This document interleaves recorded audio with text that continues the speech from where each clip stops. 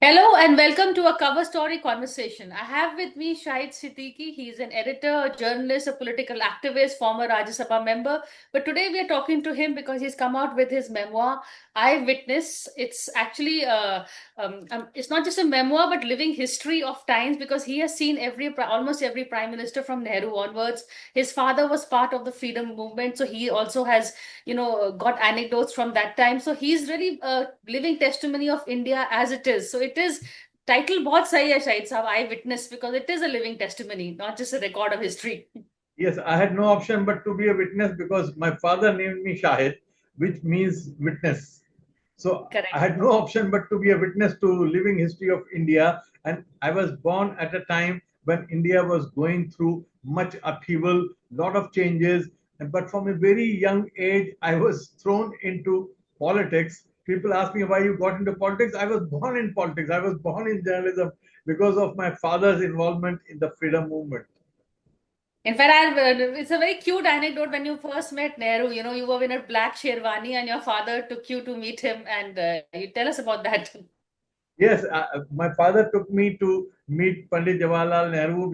Used to call him Chacha Nehru, and we went to Teen Murti House in a three-wheeler, and we had a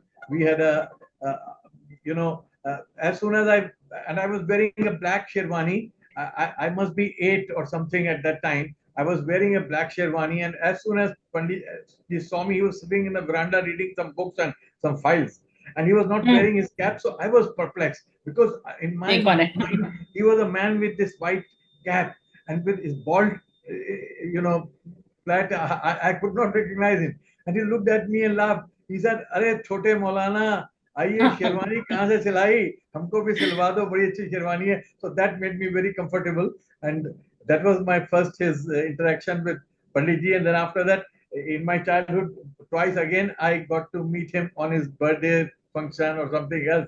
But that was a great memory for me, and I cherish it.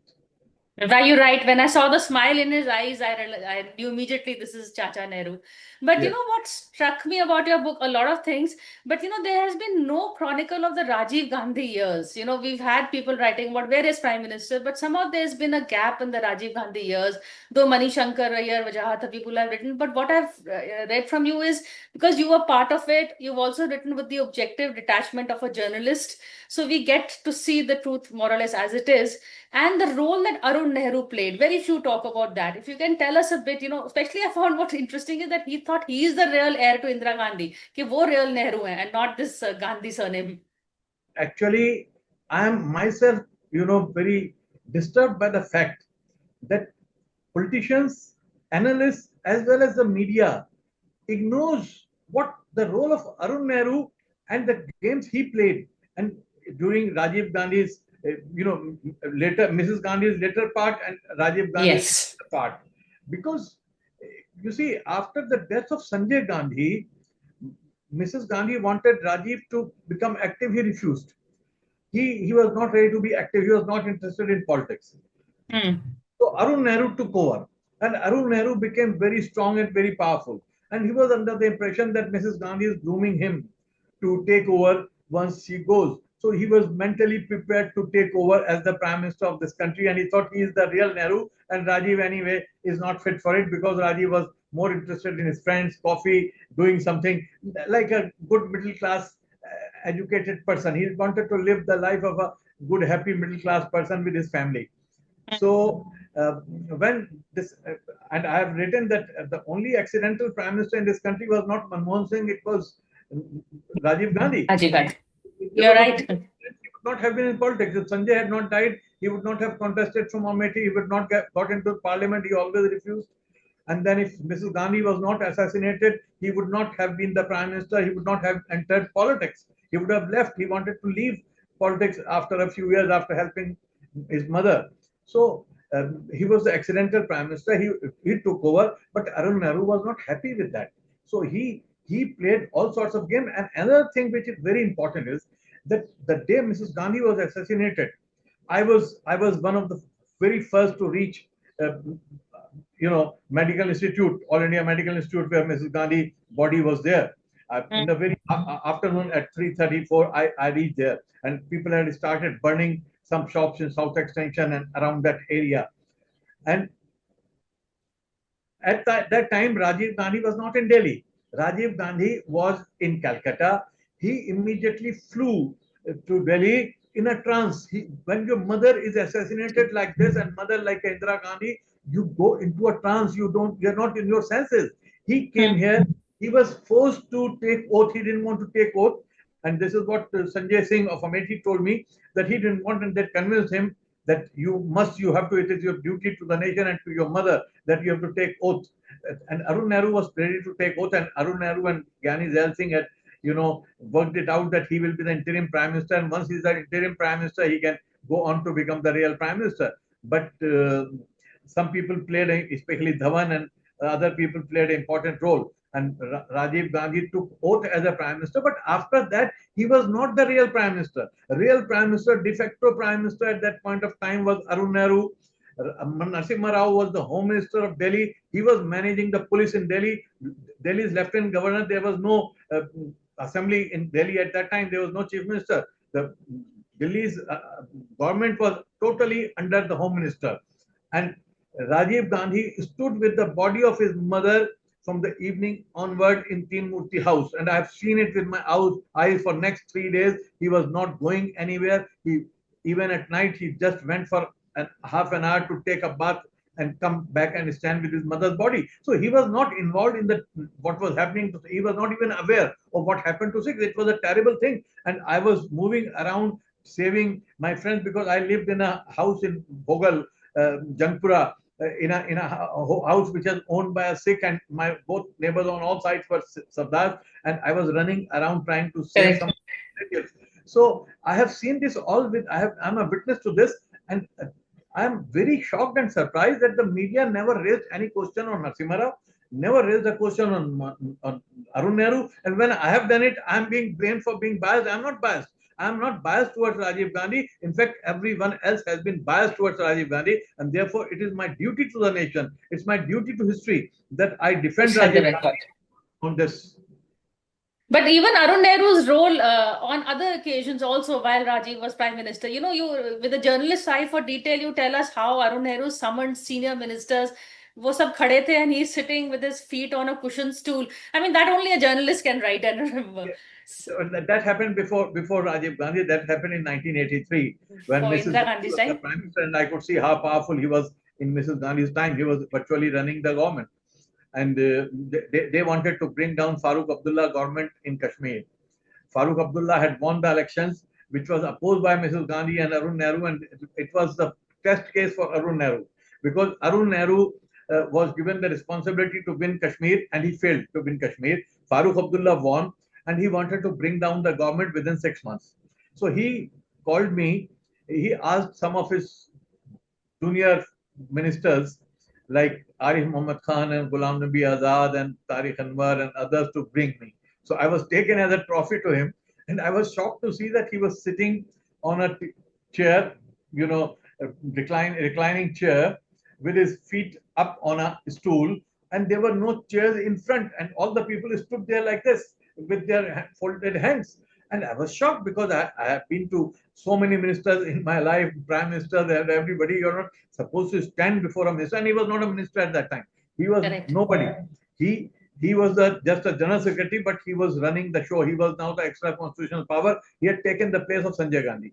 So he asked me to print certain pictures of Farooq Abdullah, certain things about Farooq Abdullah, because he wanted to bring down the government. And I told him that, look, this is not in the national interest. The people of Kashmir will lose faith in Indian democracy.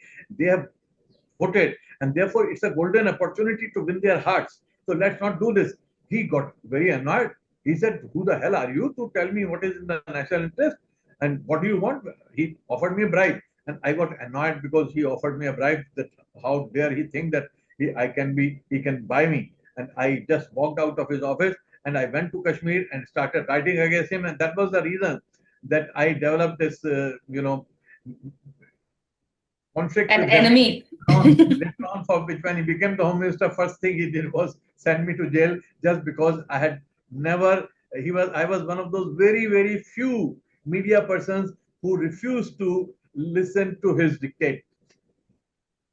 In fact, also the role that he played later during Rajiv Gandhi's time, also not just the Shilanyas, which we know, but in just dictating policy, and the role of Chandraswamy is what I want to know. You talk about a link in Rajiv Gandhi's assassination between the Mossad and the LTTE. There was arms dealers behind it also. It wasn't just as simple as it looks. That is another story. You see, if you remember, those who remember those times, the Beaufort story was given to Indian Express. Indian Express was in the forefront of, you know, printing all those details about Beaufort and the charges. And who gave the documents, who gave the story, who gave the details? It was Chandraswamy. Who was Chandraswamy? Chandraswamy was a very, very close associate of Narasimha Rao. And Narasimha Rao was, before Rajiv Gandhi took over, he was the foreign minister and in the Mrs. Indira Gandhi's government, and he was close to he was Chandraswamy was all the time very close to him.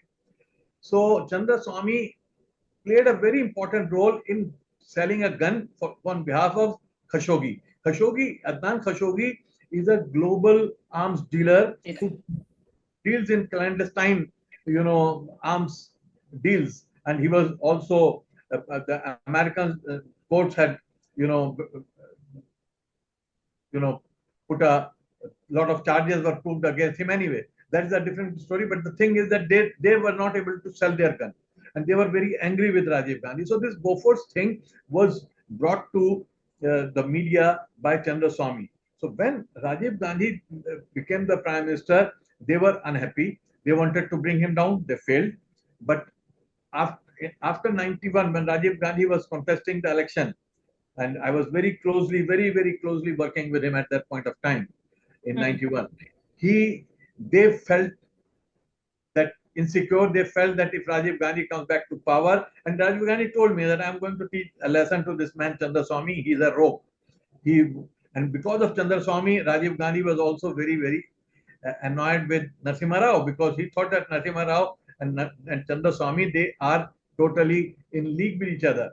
So Chandraswamy realized that he is not going to survive if Rajiv Gandhi comes back to power. And Rajiv Gandhi was coming back to power. He was doing very well in 91. So, and I have written in detail that Yasser Arafat, who was the president of Palestinian government in exile, and he was so close to Rajiv Gandhi. I also met Yasser Arafat so many times, and he sent his ambassador here was Khalid Al Sheikh. Through him, he sent this information to Rajiv Gandhi that he has come to know that there is a plan to assassinate him. RDX has been procured in Europe, and plan has been held in Europe, not in Sri Lanka. And Rajiv Gandhi came to know about it. He informed Chandrasekhar, who was the prime minister at that time, and I also went to Chandrasekhar, and I met him and the Minister for Interior Internal Security, Subodh Khan Sahay. And I told him about this. They said, "अरे बेकार बात है, ये सब लौंडियारपंती है, कुछ नहीं, तुम you are childish, कुछ नहीं होने वाला, nothing." I said, you have to provide very important security to him. He'll be moving around during the campaign. He needs security, but he was not provided security. I know it because I used to go to Tanjanpur every other day. There were only 3 policemen, 1 sub-inspector and 2 policemen who used to sit at the reception, and that sub-inspector used to go with Rajiv Gandhi wherever he went. So what is a sub-inspector of Delhi police who is not trained to protect such important leaders do for him? So either in his house or around it, there was no security detail at all. So Rajiv Gandhi was assassinated, and I have written about it. And Jain Commission has done a whole chapter on Chandraswamy and asked that there should be an investigation on the international conspiracy, because I am very convinced that this was not just the job of LTT. LTT was an enemy, but LTT was used. जैसे in Bombay we have this thing, सुपारी दे रहे थे हैं, अगर you know that certain person is opposed to you, aapko supari de denge, if you kill him, we will provide you this and that. So to my knowledge, I don't have a proof for that, but I have proof for a lot of other things which I have quoted in the book. People must read the book to know the details. That the LTT was promised money and arms, and those arms were being supplied by Khashoggi. And I have my doubts that Mossad was also involved, because Rajiv Gandhi was known to be very pro Palestine, number one. Number two, he was also involved in the Iraq war. He was not a Yes. prime minister at that time, but he flew to, and on my advice, he flew to. Acha. Yes, I was one of those who advised him that he can play a very important global role at this moment if he can bring Iran together, because Iran and Iraq were at conflict, but both were fighting US. at that point of time in 1991, 1990, 91, 90, 90. So Rajiv Gandhi flew first to Russia, Soviet Union at that time, and met Gorbachev, requesting him to help. From there, he flew to Tehran and met Rafsanjani, the president of Iran. And from there, he planned and requested him to help Saddam Hussein save his, uh, Air Force. In fact, Iran did save Iraq's Air Force, because most of the planes were brought into Iran, Iraqi airplanes. But anyway, before he could reach Saddam Hussein, Americans had attacked Kuwait and moved into Iraq. So Rajiv Gandhi came back. So, but he was not forgiven for that by either by the Americans or by the Israelis. And Americans were totally against Indira Gandhi also. If they could have, I mean, I have no doubt that her fears were very genuine. Her fear that CIA is against her were genuine. Although uh, but that was one of the reasons that he declared emergency. Although I was one of the in the forefront of opposing emergency, my father went to jail 3 times during emergency. I would have been in the civil services if emergency was not declared, because I cleared my exams, but I did not go for it because and so I opposed emergency. But at the same time, the reality is that in 1975, the Mujibur Rahman was assassinated because Americans were so unhappy with what happened in Bangladesh. They brought a government which was pro-America, and they could not forgive Mrs. Ghani for creating Bangladesh against the wishes of Bush and what was his name, Kissinger, the Secretary of State at that time, and they were all her a witch and all names that has been quoted in a lot of books. So I mean, there's so much to be investigated. I'm shocked that Indian media, Indian scholars don't really do any research. They just go on immediate stories, and the story is dead by the next week. Real history demands, and that's what I've tried to do by my memoirs. Real history demands that you go into details, but I'm not a researcher. And passing 75 years of a nation with so many prime ministers, I have to leave out a lot of things. But if somebody does research, I can help that person to do much more research and go into that, because history demands. There is a lot.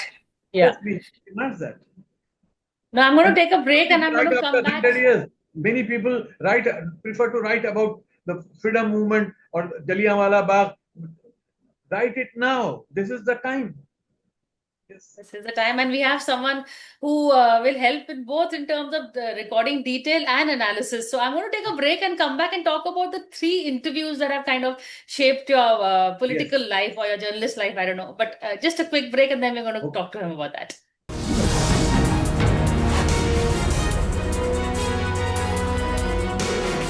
Hello and welcome back to a cover story conversation with Shahid Siddiqui. We're here talking to him about his memoirs, Eyewitness, which has just been launched, and I think it already you must be in your 2nd or 3rd print, because everybody I know is buying this book, Shahid Saab.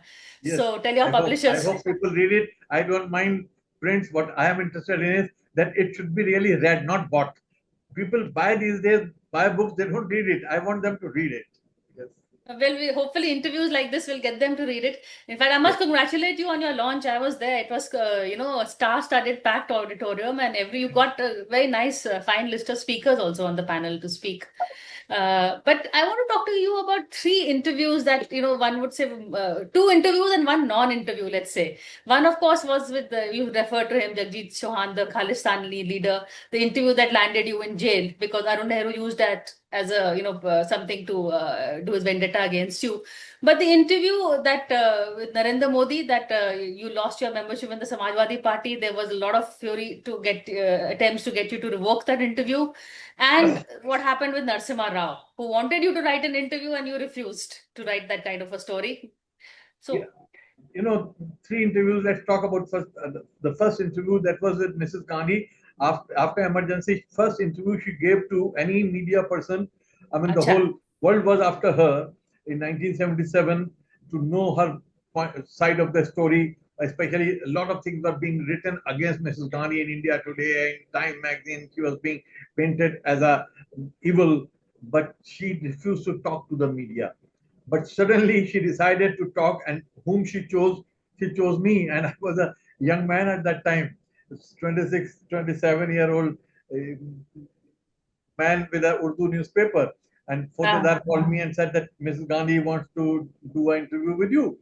And I was, in double mind that whether I should do the interview or not. So I went and asked my father that you were in jail, you were put behind bars. He was 80 at that time. And should I do her interview? He laughed and he said, look, Indira Gandhi did her job by sending me to prison. I did my job by going to prison. It's your job to do the interview. Go and do it. So I went and interviewed interesting. Mrs. Gandhi. That was the most important interview of my life. At that time, there was no social media, so it was not highlighted the way Modi interview was highlighted later on. And So the there were no second selfies. Yes, and I have interviewed every prime minister in this country. I have interviewed Atal Bihari Vajpayee, Advani, everybody. I have interviewed Benazir Bhutto. I have interviewed Saddam Hussein. I have interviewed Yasser Arafat so many times. So I have interviewed so many people. But the second interview which got me into trouble was when I went to visit London for the first time on a holiday, and there I came to know that this guy. Jagdish Singh Chauhan, who claimed to Ah, be, president of government, Khalistan government in exile. He is there. So I said it will be interesting to interview him because already India Today had interviewed him, Illustrated Weekly had interviewed him, so many papers had interviewed. So I didn't see anything wrong in interviewing him. So I interviewed him, came back and published it, and that is where Arun Nehru was after me. Tata had waiting. just introduced, and he decided that he asked the as Minister of Internal Security, he asked the Delhi government to put me behind bar, and they could not find any case against me. So this was turned into a case, and I was sent to jail just for less than a month. I was in jail, and before I came out of the jail, Arun Nehru was thrown out of the cabinet by Rajiv Gandhi, and that's when Rajiv Gandhi said, "I have to meet this man Shahid Siddiqui because he knew me earlier, but not so well because he stood up to Arun Nehru, and I want to meet somebody who stood up to. He knew that no media person had the guts to standing up to Arun Nehru. So that's where because of that interview, I became very close to Rajiv Gandhi ultimately. Oh. Got involved in politics, and people ask me why you got into politics. I never wanted to be in politics, and I've said in my interview also that I've proved to be bad politician. Any good journalist is not a good politician. Many journalists have come into politics, but most of them have failed, except say Rajiv Shukla. Most of them have Rani failed, Shukla, sir, yes, that's true. including MJ Akbar or Udayan Sharma, who was a friend of mine. We three all came together. At that point of time, we all joined Rajiv Gandhi's band. MJ, Udayan, and myself, we joined together. And anyway, so I failed, but yeah, the point I was making was about Rajiv, the interview yeah, with with Modi. Yeah, ah, interview with Modi. the So second interview, the yeah, one so with this Modi. Yeah. was the third interview. The second was with Chauhan, and I went to prison because of that, and which also brought about change in my life. I got into politics because of that interview. Shahid sir, can you also tell us about the last interview, the one with Narendra Modi? That was also very interesting, how it happened and what happened after that. You see, I had gone to Mumbai to attend the marriage of, Hema Malini's daughter, Isha.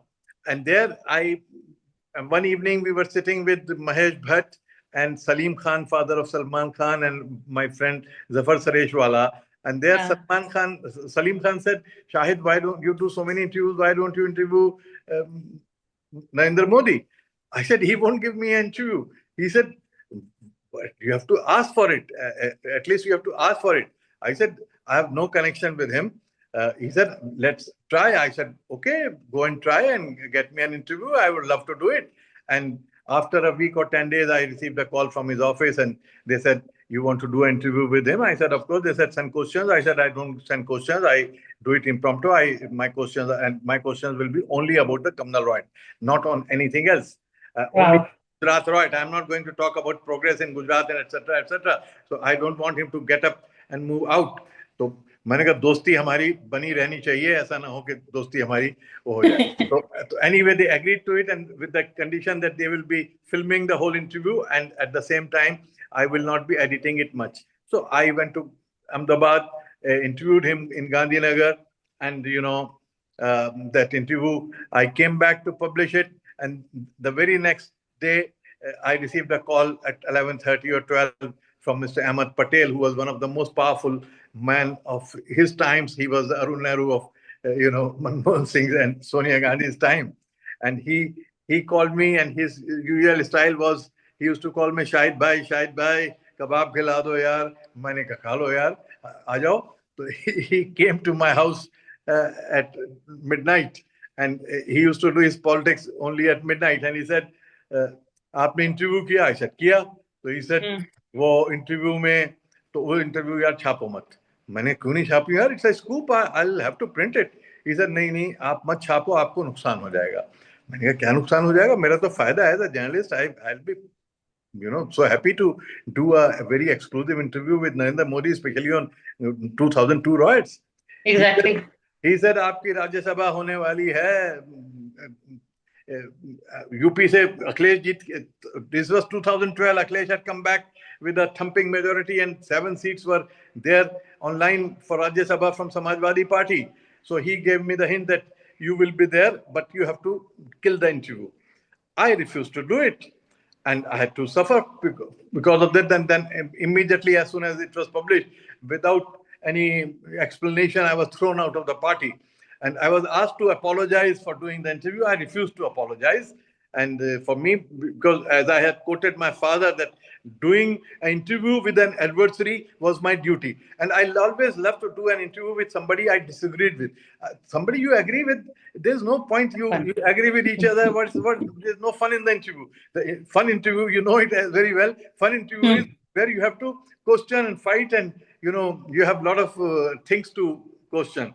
So that's how the third interview took place, and it changed my political life again, and my personal life also. But I have no regrets from any of these interviews. I have no regrets for whatever I did in politics, and I have no regrets for moving out of parties, because problem is people say you change, I don't change. Parties change. As soon as they come to power, they change. Out of power, they are different. They need a Shahid Siddiqui, they need votes of the minorities. But once they are in power, they become very different. And that's where I raise questions. And when I raise questions, I'm thrown out, because they don't like a person like me who asks questions, who says, what are you going to do?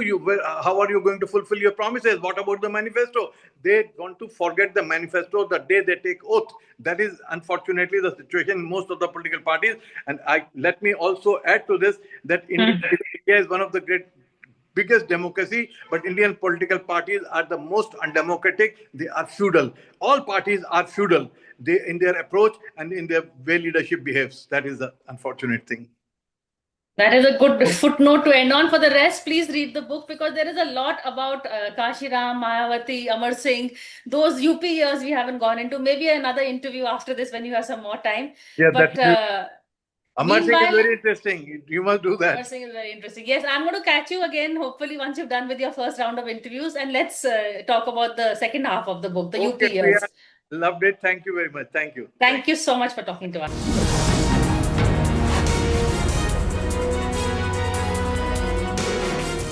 For For more such videos, subscribe to the NewsX YouTube channel, hit the bell icon.